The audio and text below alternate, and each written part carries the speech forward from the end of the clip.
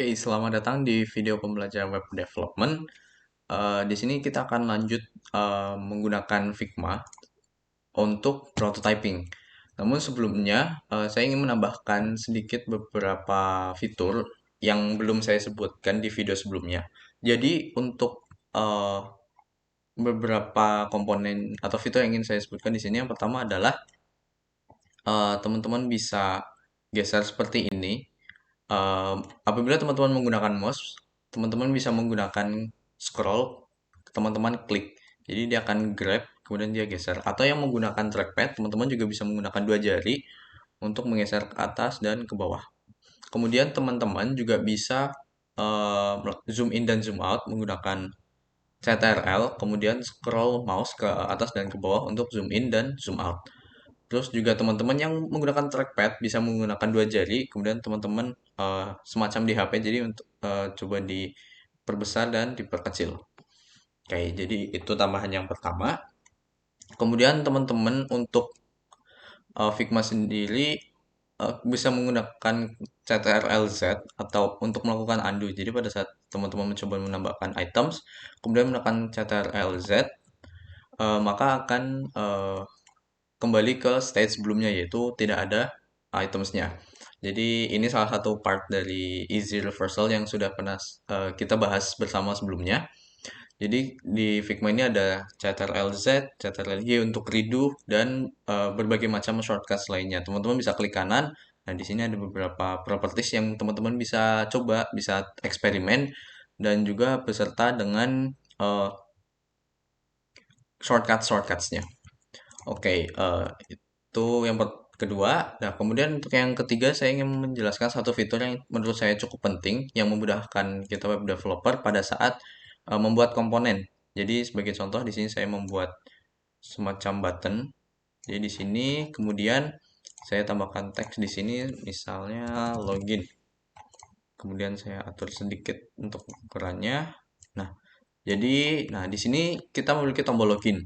Namun pada saat kita coba pindahkan, misal dari sini kita pindah ke kanan, kita perlu memindahkan satu persatu. Yang mana ini sangat tidak efektif dan membuat kita bekerja ekstra untuk memindahkan satu persatu. Nah, di Figma ada fitur yang namanya grouping. Jadi kita bisa mengelompokkan beberapa komponen menjadi satu. Jadi misalnya kita di sini tekan shapes, kemudian kita bisa menggunakan shift, kita tahan shift, kemudian kita pilih item selanjutnya. Nah, di sini kita menyeleksi dua items. Nah, setelah kita seleksi, kita bisa geser-geser. Tapi di sini dia masih dua item yang terpisah. Teman-teman bisa klik kanan, kemudian di sini ada yang namanya group selection, atau teman-teman bisa langsung tekan CTRL G. Nah, pada saat teman-teman klik, teman-teman mungkin notice juga di sebelah kiri dia akan memunculkan grup satu. Dan di dalam grup satu ini ada items, login, dan rectangle. Nah, jadi di sini dia sudah menjadi satu kelompok dan bisa digeser kemana-mana sehingga mudah buat teman-teman untuk memindahkan komponen-komponen yang sudah dibuat sebelumnya. Nah, di dalam sini, di dalam item ini juga bisa teman-teman geser ke atas ke bawah untuk mengatur mana yang lebih di atas dan mana yang lebih di bawah. Seperti itu. Oke, jadi itu tambahan yang ketiga. Jadi untuk yang tambahan selanjutnya, jika teman-teman notice pada saat selesai membuat akun dan masuk ke view, di relationship view, teman-teman akan mendapatkan dua file yang sudah dibuat oleh Figma, yaitu prototyping dan Figma Basics. Jadi di Figma sendiri sudah ada sedikit penjelasan terkait aplikasi Figma ini. Jadi teman-teman ada materi terkait frames sampai dengan di sini ada exporting, commenting, dan sharing. Jadi di sini sudah ada informasi juga terkait dasar-dasar dari penggunaan Figma, teman-teman bisa cek. Kemudian untuk prototyping juga dari Figma sendiri sudah menyediakan di sini. Jadi teman-teman bisa cek juga untuk bahan referensi yang langsung dari Figma-nya, bagaimana cara prototyping di aplikasi Figma. Tapi di sini kita nanti akan belajar bareng-bareng dari awal bagaimana cara menggunakan atau dasar-dasar dari prototyping yang ada di Figma ini. Oke, jadi langsung saja kita masuk ke prototyping. Nah, di sini saya sudah menyediakan sebuah halaman. Ini bentuknya masih di Android, tapi ini juga berlaku untuk web development. ataupun untuk yang halaman dalam bentuk desktop. Jadi untuk prototypingnya sama saja. Nah, di sini saya menggunakan desain UI UX dari bentuk mobile yang sudah saya buat sebelumnya. Nah, jadi di sini kita start untuk prototyping. Langkah pertama adalah kita merubah yang tadinya di pojok di sebelah kanan ini desain, kita rubah menjadi prototype. Yang mana berarti ini nanti akan memunculkan tools-tools atau item fitur-fitur yang digunakan untuk prototyping. Nah, kemudian di sini ada device. Nah, teman-teman bisa pilih sesuai dengan UI UX yang sudah dibuat. Nah, contoh di sini adalah karena ini Android, jadi bisa teman-teman klik device, kemudian pilih di sini saya akan memilih Android Large. Oh ya, untuk filenya juga bisa teman-teman cek nanti. Kemudian di sini ada previewnya dan oke. Kemudian kita bisa mulai untuk prototyping. Yang pertama adalah kita perlu menentukan starting point-nya. Jadi starting point itu adalah titik di mana kita akan memulai semacam presentasi dari prototipenya itu. Jadi dari halaman yang pertama sampai halaman yang terakhir. Nah, untuk konteks ini kita ada 1, 2, 3, 4 halaman. Jadi kita mulai dari Android Large. Kemudian di sini ada flow starting point. Kita klik tambah. Nah, jadi flow-nya atau alurnya adalah dimulai dari sini. Itu intinya. Di sini kita bisa coba cek. Bisa ganti nama maksud saya. Misal udah saja start gitu. Nah, setelah ditambah start, kita bisa mulai melakukan prototyping. Namun sebelumnya kita juga bisa melakukan prototyping, presentasi prototyping dengan klik present di sini atau klik start yang ada di sini.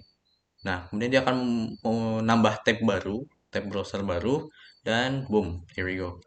Ini prototype kita. Jadi karena kita menggunakan device-nya tadi itu Android Large, Android, jadi dia akan menampilkan dalam bentuk Android seperti ini.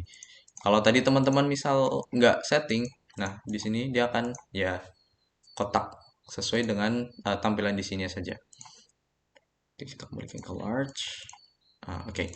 Nah, uh, untuk memulai prototyping, jadi di sini saya ingin apabila user nantinya menekan tombol buat akun pengguna, maka kita akan arahkan dia ke halaman daftar ini. Nah, caranya kita kita klik terlebih dahulu tombolnya, kemudian di bagian kanan, bagian prototype, jangan lupa di sini ada yang namanya interactions. Jadi interaksi apa yang ingin ditambahkan untuk tombol ini. Kita klik tambah.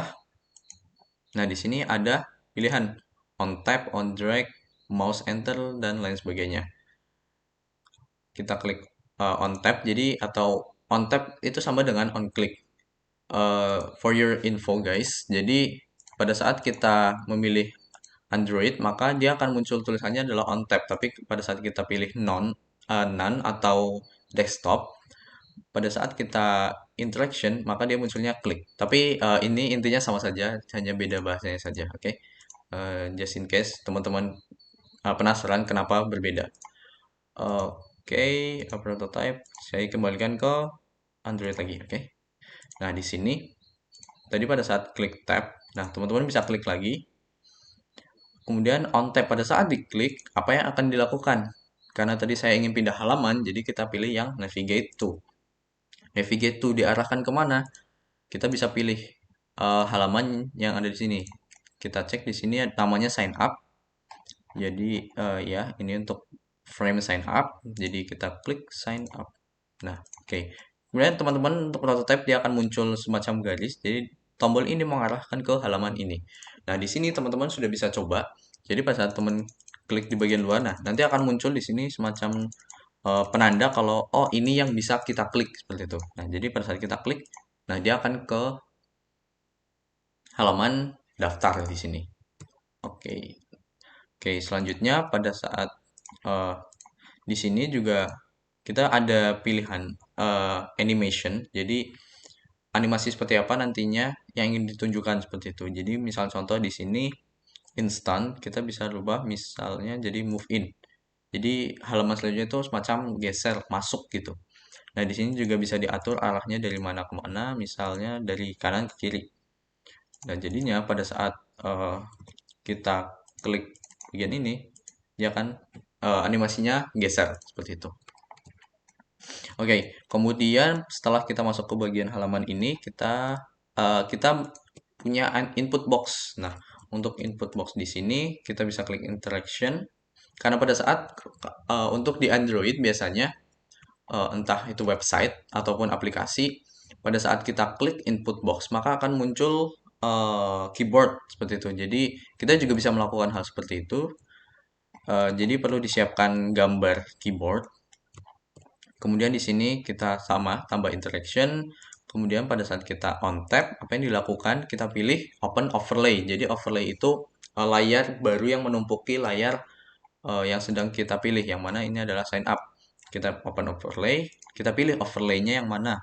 Yang keyboard, yang mana yang ini. Oke, muncul garis. Nah, ini di bawah. Nah, kemudian di sini ada properties yang bisa kita setting. Nah, untuk ini overlay-nya itu adalah posisinya dia mau di mana. Jika oke, misal ini centered ya. Kemudian sini nah sudah muncul, kita klik. Nah, dia jadi overlay tadi akan muncul di tengah gitu. Tapi that's not what we want. Bukan itu yang kita inginkan. Di sini kita bisa atur. Dia mau center, top left, center right atau yang mana. Tapi kita juga bisa pilih di sini. Kita pilih yang bawah. Jadi bottom center. Sehingga pada saat kita klik ini, maka dia akan munculnya di bawah sesuai yang kita inginkan. Kemudian di sini ada close when clicking outside. Nah, close when clicking outside. Jadi pada saat kita centang atau nyalakan ini, pada saat kita memunculkan, kemudian kita bisa tutup dengan mengeklik di area luar keyboard. Pada saat kita klik keyboardnya, nothing's happen, tidak ada yang terjadi. Tapi pada saat kita klik di luar, keyboardnya akan hilang. Tapi pada saat kita uncheck di sini, pada saat dia muncul, ya dia akan muncul saja seperti itu. Jadi kita bisa klik, nyalakan ini supaya biar pada saat kita klik di luar itu dia hilang. Oke, kemudian selanjutnya di sini ada animation seperti yang tadi. Nah, kita bisa tambahkan move in. Jadi pada umumnya di website di HP pada saat kita klik di luar, pada saat kita mau memunculkan keyboard dia gerakannya adalah smooth dari bawah ke atas. Jadi kita bisa pilih move in, kemudian pilih yang atas. Jadi dia akan serupa dengan yang ada di HP. Nah, dia akan muncul, kemudian dia akan hilang lagi. Oke, seperti itu. Kemudian selanjutnya kita ini ambil contoh satu saja. Kita lanjut ke bagian daftar.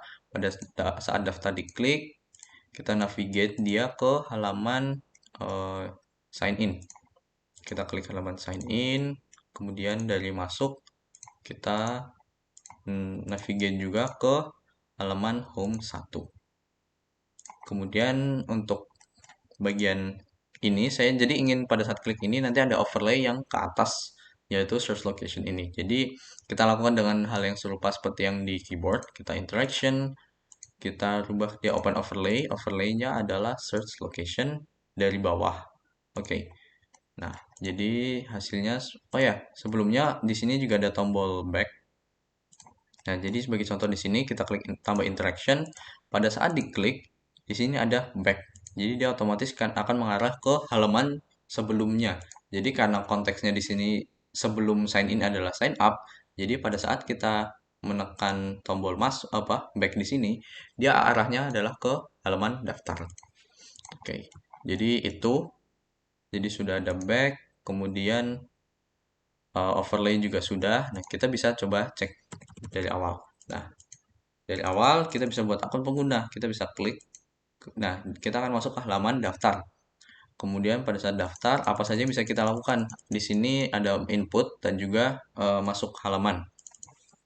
Jika masukkan nama, kemudian kita bisa klik gitu kan. Jadi seperti pada saat kita dengan klien, kita bisa terangkan, oh pada saat kita klik bagian input box ini nanti akan memunculkan keyboard, kita bisa masukkan nama kita, kemudian kita bisa klik di luar untuk menutup kembali keyboardnya. Kemudian di sini ada tombol daftar, kita daftarkan, kemudian akan masuk ke halaman login atau halaman masuk. Di sini juga sama, kita bisa kembali ke halaman daftar ataupun bisa langsung masuk ke halamannya. Nah, seperti itu. Kemudian di sini yang bisa dilakukan adalah menekan tombol di sini. Jadi pada saat kita klik, nah dia akan memunculkan overlay untuk menentukan lokasi. Seperti itu contohnya. Oke, jadi itu untuk dasar-dasar dari prototyping. Jadi dengan ini kita sebagai web developer bisa menunjukkan terlebih dahulu kepada klien bagaimana nanti kira-kira aplikasi kita akan berjalan seperti itu. Jadi kita bisa menunjukkan kepada klien dan klien juga memiliki gambaran yang jelas. Oh, nantinya aplikasi kita itu akan seperti ini. Pada saat halaman ini, apa saja yang bisa kita klik, yang mana saja yang bisa kita klik, nanti tombol yang ini arahnya kemana, tombol yang lain arahnya kemana, dan lain sebagainya. Seperti itu. Jadi, eh, presentasi kepada klien jadi lebih jelas, lebih mudah sehingga klien lebih senang karena klien sendiri bisa eh, tenang karena tahu nantinya aplikasinya akan seperti apa kira-kira nantinya. Oke, itu saja untuk video kali ini. Jadi itu dasar untuk prototyping. Untuk video selanjutnya nanti kita akan full. Jadi dari pembuat kita akan mencoba desain sebuah halaman website. Jadi bentuknya nanti desktop seperti itu. Jadi dari designing desktop sampai dengan kita buat prototypingnya juga. Jadi kita akan full pembuatan atau desain sebuah website sampai prototyping. Jadi untuk video sekarang sekian, cukup terlebih dahulu. Terima kasih.